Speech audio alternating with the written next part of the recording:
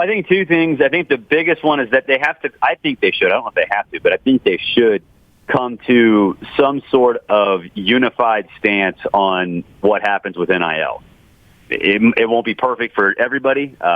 Clearly Jimbo and Nick are probably not going to be on the same side, but they need to present a unified front for what the future of NIL should be. I think that would go a long way toward setting the conversation from a national perspective moving forward. So I don't know necessarily what that stance would be, but I do think that's important for the SEC to lead in that regard because, Greg Sankey knows his voice carries more weight than any other commissioner in the FBS, and obviously Nick Saban knows that his voice carries more weight than any other coach in FBS. So I think that's the first one. The second one is just what the conference schedule is going to look like when Texas and Oklahoma get in.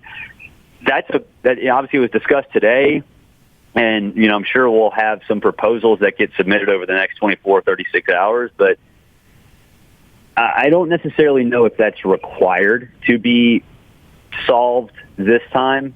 Because we don't even know when Texas and Oklahoma are going to be in the conference, and the SEC puts out its subsequent season schedule in the middle of the fall. So unless Texas and Oklahoma come in next year, then there's not really a need to really hash that out this year. It'd be nice if they did, but that obviously is going to be a big talking point moving forward. And we've seen at SEC spring meetings in the past, whether it's satellite camps or 9-game schedules, when Texas A&M and Missouri got in or whatever, that they have kicked the can down the road on a couple of issues.